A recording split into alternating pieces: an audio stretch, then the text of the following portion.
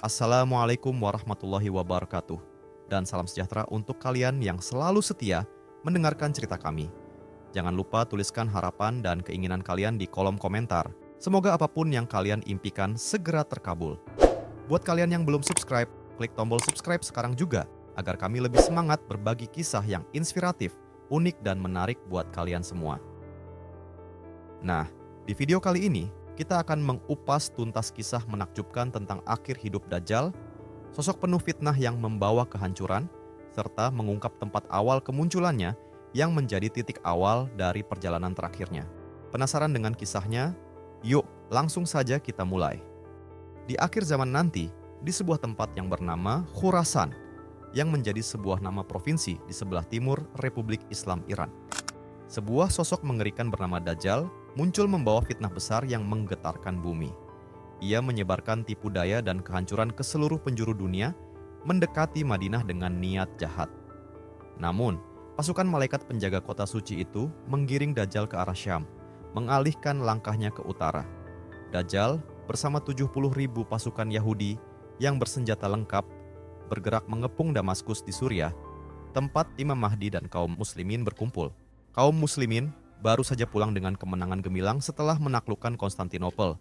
Tetapi kini mereka menghadapi ancaman yang jauh lebih besar. Fajar menyingsing, menandakan waktu sholat subuh. Imam Mahdi bersiap memimpin sholat ketika tiba-tiba langit terbelah. Isa Al-Masih turun dari langit dengan penuh keagungan, ditemani dua malaikat.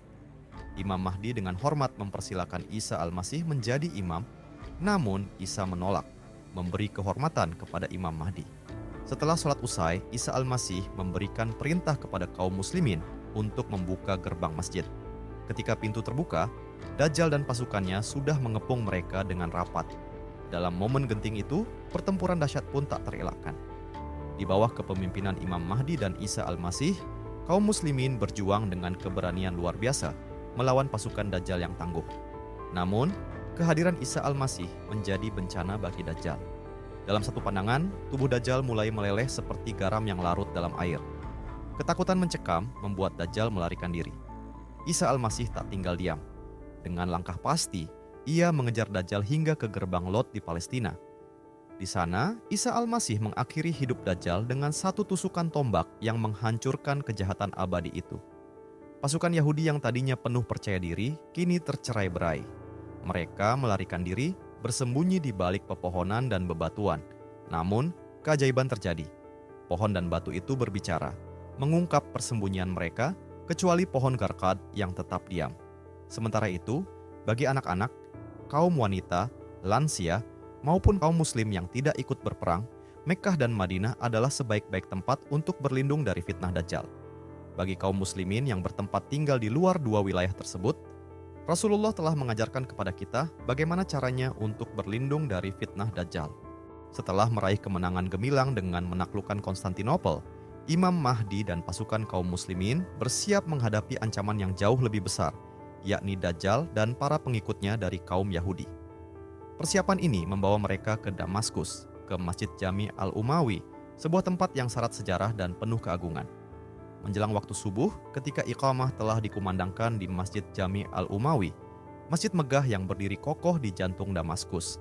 Langit timur masjid tersebut menjadi saksi atas sebuah peristiwa luar biasa. Tiba-tiba, Isa Al-Masih turun dari langit, mendarat dengan anggun di menara putih yang menghiasi sisi timur masjid. Kaum muslimin yang menyaksikan kedatangan Isa dipenuhi kekaguman dan rasa syukur. Isa Al-Masih turun bukan hanya sebagai simbol kekuatan, tetapi juga sebagai wujud kasih dan keadilan ilahi. Terjadilah dialog singkat namun penuh makna antara Isa Al-Masih dan kaum muslimin. Imam Mahdi dengan rendah hati mempersilakan Isa untuk memimpin sholat subuh. Namun, Isa dengan bijak menolak tawaran tersebut sebagai bentuk penghormatan kepada Imam Mahdi yang kala itu adalah pemimpin kaum muslimin. Masjid Jami Al-Umawi, tempat kejadian penuh mukjizat ini, bukanlah masjid biasa. Masjid ini menyimpan sejarah yang panjang, dibangun pertama kali setelah Damaskus jatuh ke dalam pelukan Islam melalui perjanjian damai yang dipimpin oleh Abu Ubaidah bin Jarrah. Kemudian, pada masa Khalifah Umayyah, Al-Walid bin Abdul Malik, masjid ini direnovasi dan menjadi bangunan termegah di dunia Islam pada masanya. pada tahun 95 Hijriah, 705 Masehi, Masjid Jami Al-Umawi berdiri sebagai simbol kebesaran dan kemajuan peradaban Islam. Di tengah suasana penuh keajaiban itu, Isa Al-Masih hadir untuk mengukuhkan iman kaum muslimin. Sebagaimana dikabarkan dalam berbagai riwayat, salah satunya melalui Jabir bin Abdullah yang mendengar Rasulullah bersabda tentang turunnya Isa Al-Masih. Peristiwa ini menjadi bukti nyata atas janji Allah kepada umatnya bahwa di saat-saat tergelap sekalipun, pertolongan ilahi akan selalu datang. Perhatikan beberapa petikan yang mengabarkan tentang turunnya Isa Al-Masih berikut ini. Dari Jabir bin Abdullah bahwa Rasulullah Shallallahu Alaihi Wasallam bersabda, akan senantiasa ada segolongan dari umatku yang berjuang membela kebenaran dengan memperoleh pertolongan hingga datangnya hari kiamat. Kemudian akan turun Isa putra Maryam, lalu pemimpin mereka berkata kepada Isa, silakan Anda sholat mengimami kami. Isa menjawab, tidak. Sesungguhnya sebagian kalian adalah pemimpin bagi sebagian yang lain, sebagai penghormatan dari Allah bagi umat ini. Hadits riwayat Muslim. Dalam hadits panjang dari Nawas bin Sam'an yang membicarakan kemunculan Dajjal dan turunnya Isa bin Maryam, Rasulullah bersabda, ketika Allah telah mengutus Al-Masih ibnu Maryam, maka turunlah ia di menara putih di sebelah timur Damaskus dengan mengenakan 2 buah pakaian yang dicelup dengan waras dan za'faran, dan kedua telapak tangannya diletakkannya di sayap 2 malaikat. Jika ia menundukkan kepala, maka menurunlah rambutnya, dan jika diangkatnya kelihatan landai seperti mutiara. Maka tidak ada seorang kafir pun yang mencium napasnya, kecuali pasti meninggal dunia, padahal napasnya itu sejauh mata memandang. Lalu Isa mencari Dajjal hingga menjumpainya di gerbang Lot, lantas dibunuhnya Dajjal. Kemudian Isa datang kepada suatu kaum yang telah dilindungi oleh Allah dari Dajjal, lalu Isa mengusap wajah mereka dan memberitahu mereka tentang derajat mereka di surga. Hadits riwayat Muslim. Ibnu Katsir dalam karyanya An-Nihayah fil Fithan wal Malahim menyampaikan sebuah penjelasan yang penuh makna tentang tempat turunnya Isa Al-Masih. Menurut beliau, tempat yang paling masyhur adalah di Menara Putih sebelah timur Damaskus, tepatnya di kawasan Masjid Jami Al-Umawi. Pandangan ini didukung oleh fakta bahwa tidak ada menara lain di timur Damaskus selain yang berada di Masjid Megah tersebut. Peristiwa itu terjadi di tengah suasana khidmat, saat iqamah untuk sholat telah dikumandangkan. Dalam momen penuh keajaiban, Isa Al-Masih turun dari langit dengan didampingi para malaikat. Imam kaum muslimin pun berkata dengan penuh hormat, wahai ruh Allah, silakan maju untuk mengimami sholat. Namun, Isa menjawab dengan rendah hati, Anda saja yang maju menjadi imam, karena iqamah tadi dibacakan untuk Anda. Dalam riwayat lain, Isa juga berkata, sesungguhnya sebagian di antara kalian adalah pemimpin bagi sebagian yang lain, sebagai bentuk penghormatan dari Allah kepada umat ini. Ibnu Katsir juga mengisahkan sejarah menarik tentang pembangunan Menara Putih tersebut. Sekitar tahun 705 Masehi, kaum muslimin merenovasi menara itu menggunakan batu putih. Biayanya diambil dari harta kaum Nasrani yang sebelumnya telah merusak menara di wilayah mereka. Hal ini, menurut Ibnu Katsir, adalah bukti nyata dari petunjuk kenabian. Allah menakdirkan bahwa menara itu dibangun kembali dengan harta kaum Nasrani, seolah menjadi pertanda bahwa Isa bin Maryam kelak akan turun di sana untuk meluruskan keimanan mereka. Isa Al-Masih akan menjalankan misi besar, membunuh babi, menghancurkan salib, dan menghapuskan sistem jizyah. Ia hanya akan menerima mereka yang mau memeluk Islam, memperlakukan mereka dengan baik. Namun, bagi yang menolak, hukuman akan ditegakkan dengan tegas tanpa pandang bulu, termasuk bagi kaum kafir lainnya. Bisa dikatakan inilah takdir. Dajjal yang mendeklarasikan sebagai seorang nabi dan menyematkan gelar suci Al-Masih harus mati di tangan Isa Al-Masih. Pada waktu Dajjal melihat Isa putra Maryam saat kaum muslimin membuka gerbang masjid di sebelah timur, Damaskus, dia meleleh seperti melelehnya garam dalam air. Kemudian Isa berkata kepadanya, saya akan memukulmu yang engkau tidak akan dapat diriku. Dajjal pun lari tunggang langgang karena ketakutan. Isa Al-Masih pun mengejarnya hingga gerbang Lod, Palestina, dan membunuhnya. Menyaksikan hal itu, pasukan Yahudi yang menjadi pengikutnya kocar-kacir dan dikejar-kejar kaum muslimin. Sampai-sampai pohon-pohon dan bebatuan berkata, wahai orang muslim, wahai hamba Allah, ini ada orang Yahudi di belakangku. Kemarilah, bunuhlah dia. Menurut Dr. Syauqi Abu Khalil dalam Atlas Hadits Al-Nabawi, Lod atau Gerbang Lod adalah kota yang terletak dekat Baitul Maqdis atau Elia di Palestina dekat Ramallah. Dahulu, rombongan kafilah dari Syam, Suriah, yang menuju Mesir singgah di kota ini. Begitu juga sebaliknya. Saat ini, Lod merupakan salah satu kota berkembang yang terletak 15 km di tenggara Tel Aviv, Israel.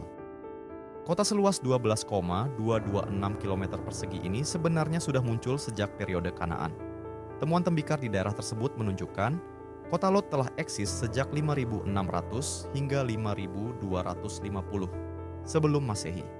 Sejak itu, Lod menjadi hunian bangsa Yahudi hingga penaklukan yang dilakukan oleh bangsa Romawi pada tahun 70 Masehi. Selama Perang Kitos, 115 sampai 117 Masehi. Pada Perang Yahudi Romawi kedua disebut juga pemberontakan di pengasingan.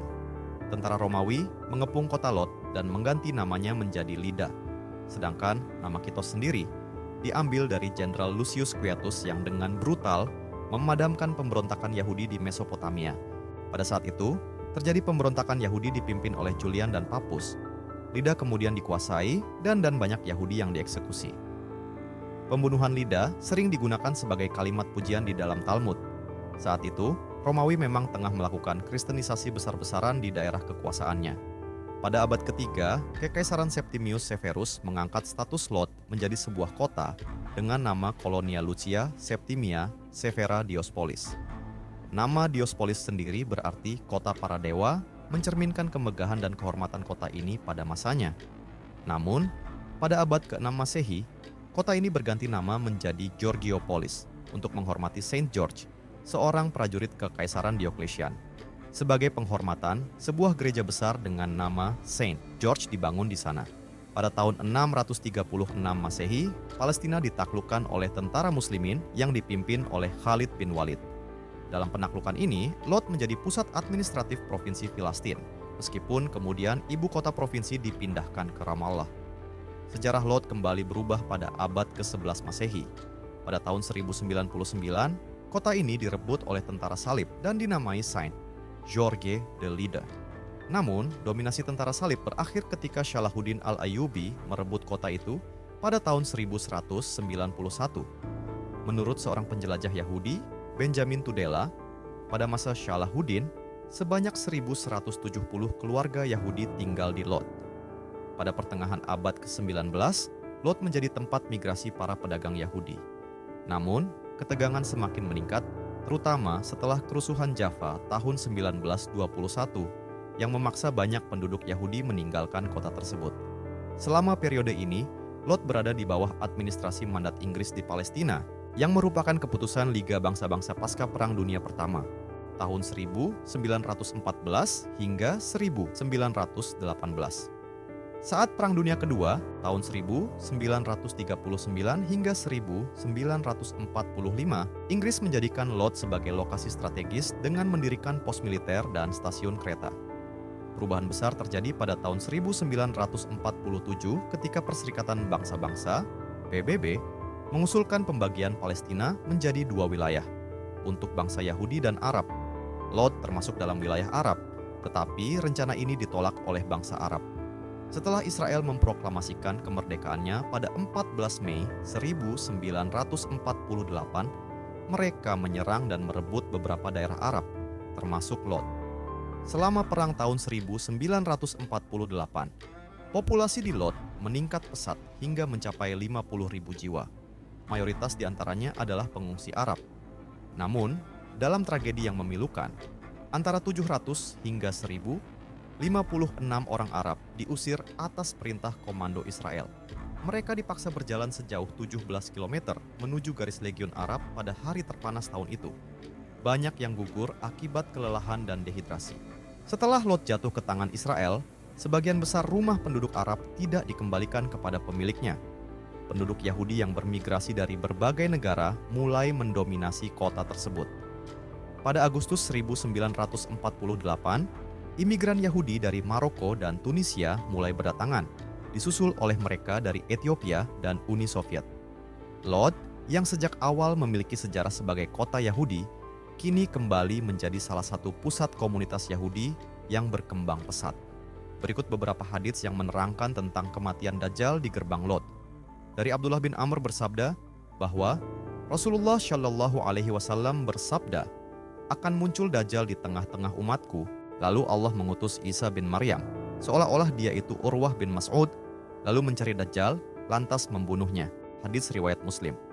Dari Mujama' bin Jariyah al-Ansyari bahwa Rasulullah Shallallahu Alaihi Wasallam bersabda, Ibnu Maryam akan membunuh Dajjal di pintu Lot.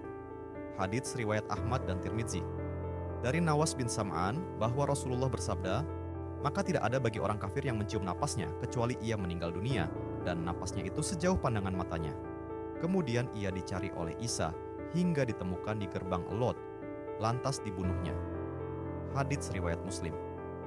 Dari Jabir bin Abdullah bahwa Rasulullah Shallallahu Alaihi Wasallam bersabda, Dajjal akan keluar pada waktu agama sudah tidak diperhatikan dan ilmu agama sudah ditinggalkan orang.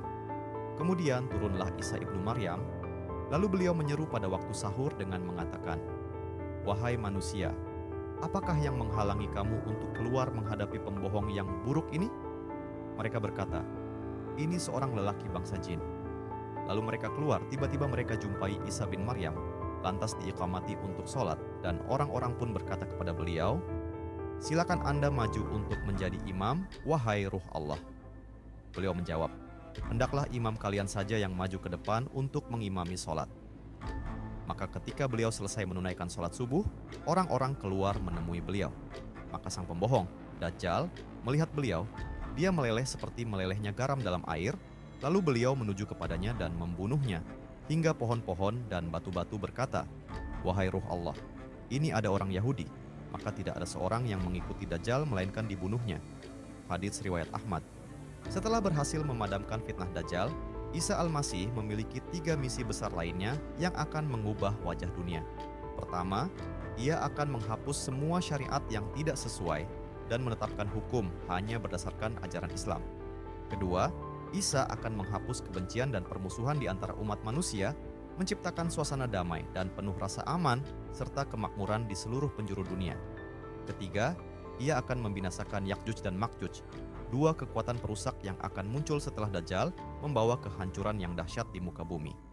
Isa tidak turun dengan membawa ajaran baru, sebab Islam adalah agama terakhir yang diturunkan Allah hingga akhir zaman. Dalam tugasnya, Isa al-Masih akan menetapkan hukum berdasarkan syariat Nabi Muhammad, menjadikannya salah satu pengikut Rasulullah Shallallahu Alaihi Wasallam. Sebagai seorang hakim yang bijaksana dan pembaharu Islam atau mujaddid, Isa akan menghidupkan kembali semangat ajaran Islam, mengingat tidak ada nabi yang akan datang setelah Muhammad. Sejarah mencatat dalam riwayat dari Umar bin Khattab, Rasulullah pernah bersabda, seandainya Musa masih hidup, maka tiada jalan lain baginya kecuali mengikutiku. Pernyataan ini menggarisbawahi bahwa syariat Islam adalah penyempurna dari semua ajaran sebelumnya, termasuk tugas Isa al-Masih, yang tidak lain adalah memperkuat kebenaran risalah Nabi Muhammad. Wallahu alam bisyawab. Terima kasih sudah menyimak video kami. Jangan lupa bagikan pendapat kalian di kolom komentar ya. Buat kalian yang belum subscribe, jangan ragu untuk klik tombol subscribe dan aktifkan lonceng notifikasi agar tidak ketinggalan kisah menarik lainnya. Kami akan terus berbagi cerita-cerita inspiratif dan penuh hikmah untuk menemani hari-hari kalian. Sampai jumpa di video berikutnya. Wassalamualaikum warahmatullahi wabarakatuh.